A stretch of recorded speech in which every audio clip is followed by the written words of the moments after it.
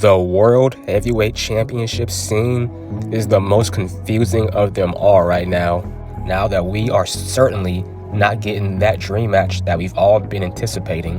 And although that is a bummer, there are still a few great options and good storylines that can be told for a potential WrestleMania Night 1 main event for Seth Rollins. And because there are so many questions and confusion about this particular match, I believe there are 3 possible matchups that are good enough for a WrestleMania 40 World Heavyweight Championship title match. Now, option A would be a one-on-one rematch for Seth Rollins and Drew McIntyre, specifically because this will give Drew the opportunity to do what he's been craving to do since 2020, and that's winning a world title in front of the fans, especially at WrestleMania in front of a giant crowd. Because his whole thing over the last few years has been that he was the pandemic champion and he didn't hold that title for one single day in front of the fans.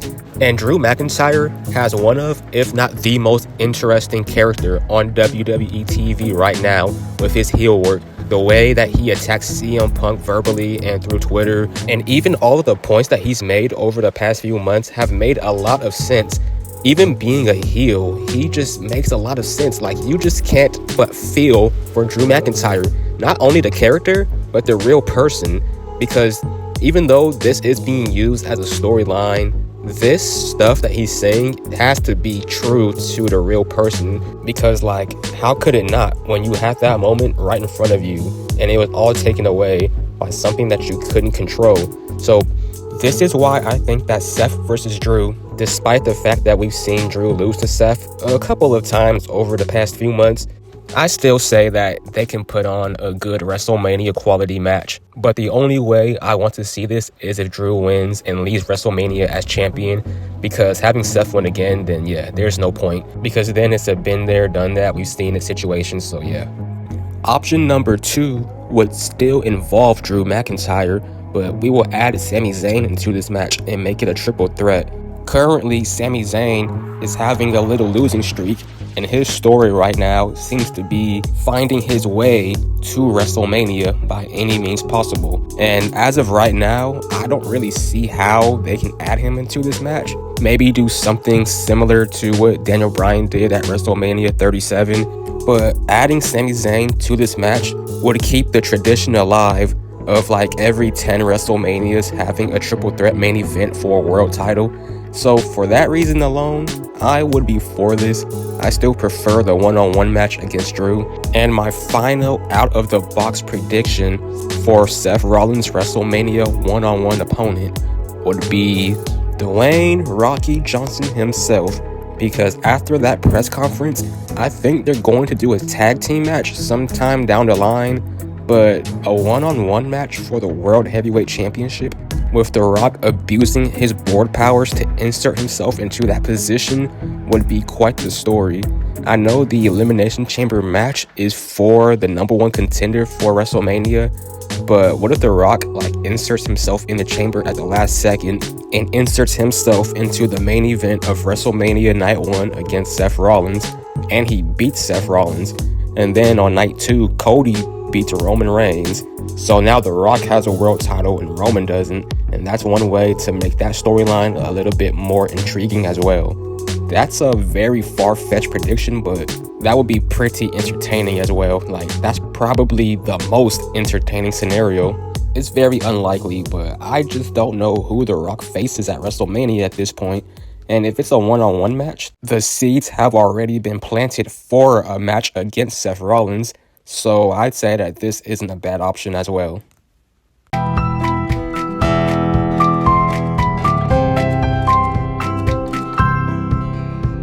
We now know that the WWE Women's Championship will be defended in a match between Bayley and Io Sky at WrestleMania. So that leaves the Women's World title on Raw all up for grabs. Although there is one specific storyline that has been being told on Raw over the last few weeks between 2 people that we all believe will face each other for that title at WrestleMania, and that is between Rhea Ripley and Becky Lynch. And that is the obvious first choice you do, and that's what I believe will happen. I think it will just be a one-on-one match between the two. It's a situation where either woman could come out on top, and that's truly what you want for a WrestleMania world title match. You want unpredictability. And some things are just obviously told on WWE TV. Like, they've pretty much told us that this is the match that's going to happen because that's just the way they do things. So yeah, I believe that this is what's going to happen. But if there were some situation where it didn't happen for whatever reason, an injury or a change of plans, or just them trying to make it seem obvious but it isn't actually the case, just for the sake of this video, my plan B would be to have Rhea Ripley face, and you guys are going to hate this idea, maybe, Rhea Ripley versus Nia Jax versus Becky in a triple threat match at WrestleMania, because Nia Jax has been pretty good, to be honest. I mean, I've never really hated her like the IWC has, but I understand why she was hated. But she's been so good, like, you can't deny it. I've actually seen people turn around and praising her for the pretty good work that she's been doing since she returned. But you can also make it a fatal four-way and add Liv Morgan to it. I think that neither of those are the best option. It's a way to put Raw's top women on WrestleMania in a big match. So it's not a terrible idea, but nah. Rhea Ripley versus Becky Lynch one-on-one. That's the match.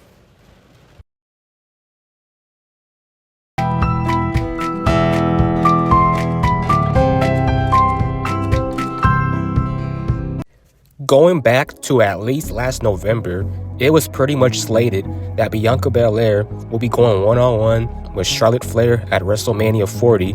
It would be a non-title match, but it will be a big match for Bianca Belair, since over the last few years, she has pretty much became Mrs. WrestleMania. She is currently undefeated at 3-0, and 2 out of her 3 WrestleMania matches so far, in my opinion, were the 2 best matches at those WrestleManias at 37 and 38. She is pretty much filling the Shawn Michaels role for the women's division, where most likely she is going to steal the show on the biggest stage of them all. And there is no bigger non-title match for Bianca this year than to put on an all-time classic against Charlotte Flair. But since Mrs. Flair obtained multiple injuries to her knee last December, that match is 100% not happening. So where does that leave Bianca? Well, there are 2 options I see that are likely to happen for her, and both of these options involve one of WWE's newest signings, Jade Cargill. Now, option A would be the safe route of having Bianca and Jade teaming up against the Kabuki Warriors, Asuka and Kairi Sane, for the Women's Tag Team Championships. I see this as the best option if WWE doesn't feel that Jade is ready for a one-on-one match at WrestleMania of all places. Having her team with Bianca against professionals like Asuka and Kairi would be a great way to showcase her skills and her strengths and make her look even better than she may even be at this point. Although, despite the reports from the Royal Rumble, I think that she did look great. So maybe she is ready, but if you want to be safe, this is the best option. But if WWE does think she is ready, then a one-on-one match against Bianca Belair would be an excellent choice as well. Like that stare down they had at the Royal Rumble, you can just feel the energy. You can just feel that the fans want to see this, that it will be a big time WrestleMania match. Even if it's a short match like Goldberg and Brock Lesnar from WrestleMania 33, where they just do big powerful moves to each other, it can be 5 minutes or even less than that. But regardless of how they would book this match, just simply the visuals of these strong, powerful women could be all that is necessary.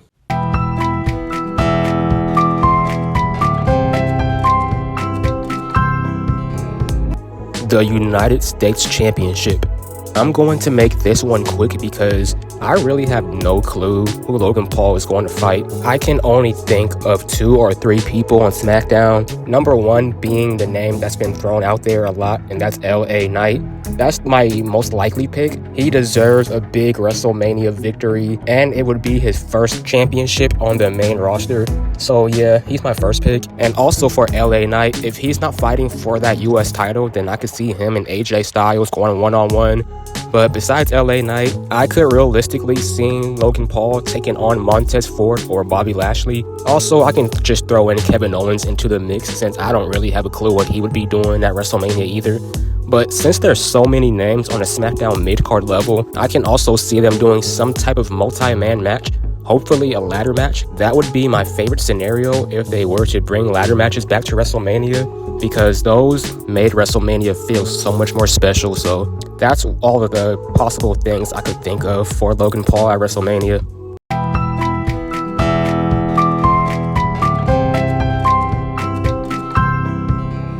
The Intercontinental Championship. This one is kind of confusing. It's almost as confusing as the World Heavyweight Championship scene, not because of the same reason, but because there are so many possible matches that you can do, and a lot of them are good options. Like, we had that storyline going back a while ago with Chad Gable and Gunther.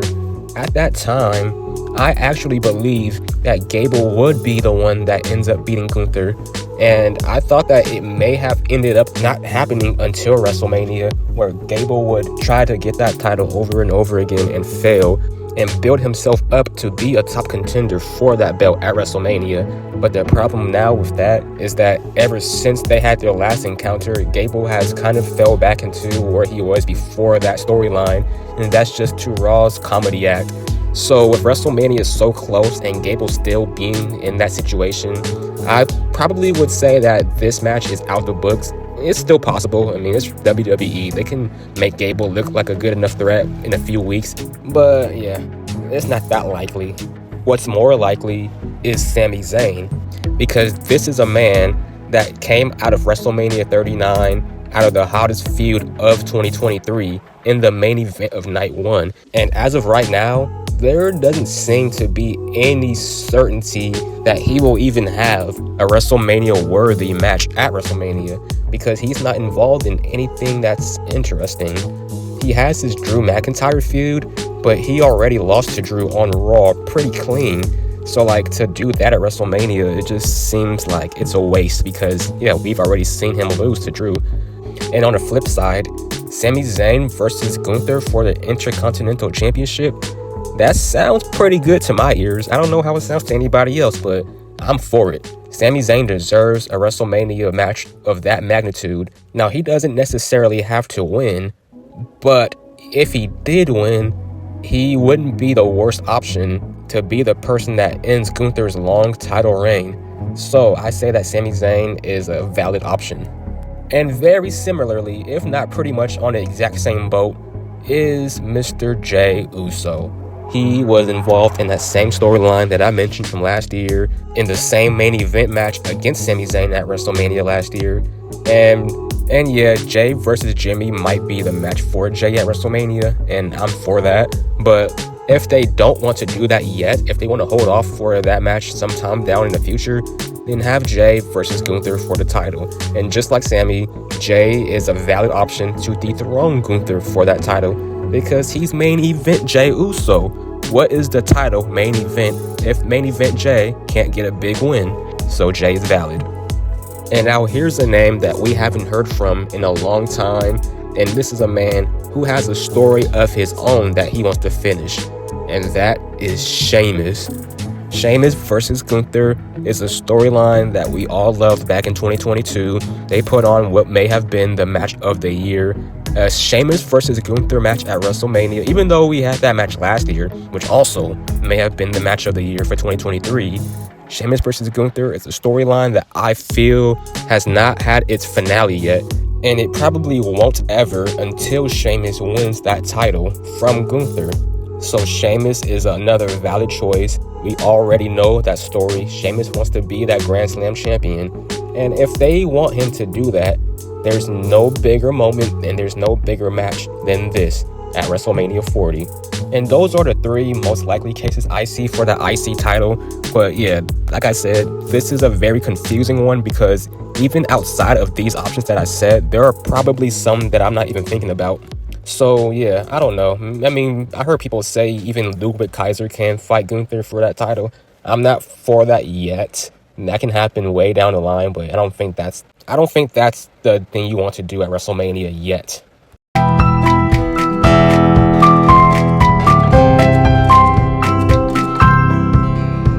I was going to mainly focus just on the title matches for WrestleMania, since there's so many names and so many scenarios, but there's one specific person that deserves their own section, and that is Randy Orton. Because as of right now, I don't think anybody has a clue what Randy Orton is doing at WrestleMania. Like, he could be involved with the US title match, and like, that's fine, I guess. But the ultimate match that I would love, and I think we all want to see, is one-on-one Randy Orton and John Cena. Both men have been teasing a WrestleMania one-on-one match on Twitter and Instagram and interviews over the last few months. And like, it's crazy that we still have not gotten a one-on-one John Cena and Randy Orton WrestleMania match. So with that said, that is my ultimate dream scenario. The story tells itself. There's no need to go further in this. They are undoubtedly each other's number one career rivals. So Orton and Cena is my ultimate dream match for WrestleMania. If it's not John Cena, if he's not even there at all, then one thing that could be a little bit interesting is, as of right now, there's no certain match for The Rock. And reports were that Dwayne, part of his deal with TKO was that he had a guaranteed match at WrestleMania 40. And the tag team match is kind of likely, but if he was to have a one-on-one match, there's a story for that right there, because The Rock and Triple H kind of have a little thing going on right now, and obviously Triple H can't wrestle ever again, so they can have their rivalry and have Randy Orton step in for Triple H in honor of Hunter to take on The Rock. That would be amazing. And it will be a kind of full circle moment, because Randy Orton's first ever match at WrestleMania was at WrestleMania 20 in a tag team match against The Rock and Mick Foley. So 20 years later, one-on-one, The Rock versus Randy Orton, with Randy defending his mentor, Triple H.